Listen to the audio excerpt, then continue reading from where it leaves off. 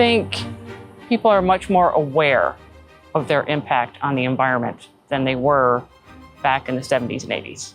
Things just don't disappear when they go into the ground, which used to be a prevailing belief that, it'll go away and it'll be gone, and it's not true. The 1970s and 80s were a historic era for environmental policy in the United States. In response to growing concerns about human health and environmental degradation, Congress passed key laws like the Endangered Species Act and revised laws like the Clean Air Act. Significant legislation was also enacted to protect clean water, including broad amendments to the Clean Water Act in 1972 and the Safe Drinking Water Act in 1977. These laws established rigorous water quality standards, regulated contamination of waterways, and introduced systematic water quality monitoring programs. This monitoring is critical for the environmental management as it enables the detection of pollutants, assessment of ecosystem health, and enforcement of regulatory compliance. Karen is an environmental affairs manager at NC State.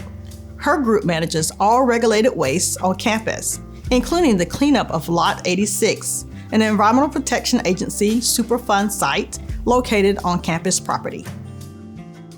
So in the late 60s, this site was known as Farm Unit Lot 86.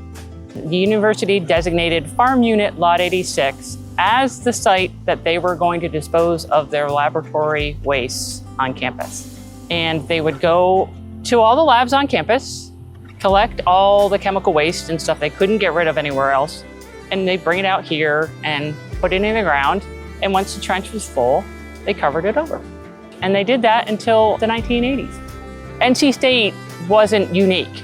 So UNC had one, Duke had one, almost every university had a Lot 86.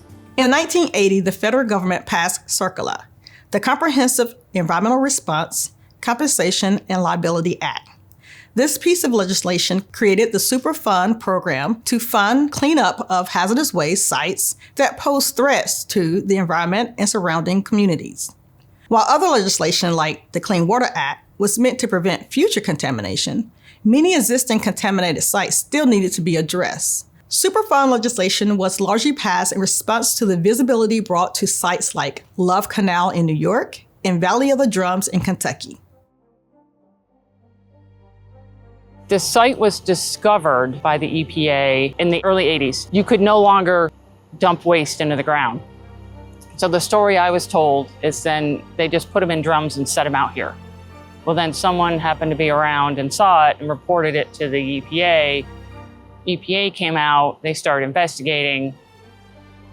They tell NC State, you got to get rid of the drums. Then they keep investigating and they found the contamination.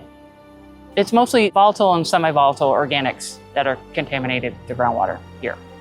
And the soil, not just the groundwater.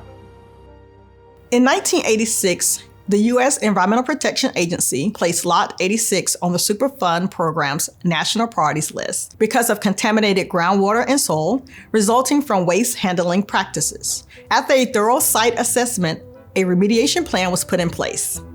For soil, it was mixing the source material with concrete. And for the groundwater, it was always a groundwater extraction system. We have two systems out here. We have the groundwater extraction system, or the pump and treat, and we have the soil vapor extraction, also known as SVE. Both of these systems rely on extracting the contamination and volatilizing contaminants into the air. The pump and treat system has been running on the site since 2006. In 2023, the soil vapor extraction system was added as a cost-saving measure and to accelerate the cleanup process. We have pumped like 30 million gallons of water through our groundwater extraction system. Our groundwater extraction system is a settling tank, a pump to two air strippers where the water falls down, then air is pushed up and it volatilizes the material. And then the discharge water is discharged to the city of Raleigh. So it goes to them and they treat it again, and then it goes to the river. The groundwater extraction system is very expensive to run. We probably spend $100,000 a year trying to keep that up and running. The soil vapor extraction's 20 grand. So the cost differential is amazing. The soil vapor extraction system is more efficient at removing the volatile organic hydrocarbons, also known as VOCs, from the soil than the groundwater extraction system is from removing it from the water. Mostly because the technology is different. This is newer, better technology. The groundwater extraction is older. Groundwater extraction is never gonna meet what soil vapor can do. It's just different technologies. We are hoping 12 to 18 years, fingers crossed, that at the very least, we've taken care of the source underneath and that can be turned off. And then the groundwater extraction system would just be to clean up what's left. And hopefully that wouldn't be that much longer. And then we could go to natural attenuation monitoring, which is you come out once or twice a year and you sample all the wells and see what's going on. And hopefully everything is decreasing. And then the site is no longer a Superfund site. Remediation actions at the site have prevented the contamination from spreading underground. If the site had been left untouched, the leaking contamination could have continued to spread through the groundwater, eventually reaching sources of water needed for various human uses. Because of the technical interventions undertaken at the site, not only will the contamination not spread, but the site may eventually be deemed safe for other uses. Where we're located, there aren't any private or public drinking water wells. In fact, all the land is state-owned, so no one's exposed to the groundwater. There isn't any risk, really, to people from the contamination at this site. Circular or Superfund is just one example of environmental policy that helps to protect water in the United States. According to the EPA, nearly 85% of sites on the national priorities list involve groundwater contamination. Without remediation efforts, this contamination could spread to other water sources, including drinking wells and surface waters. Routine water quality monitoring plays a critical role in these efforts, providing the data needed to detect emerging threats, track the movement of contaminants, and evaluate the effectiveness of cleanup strategies.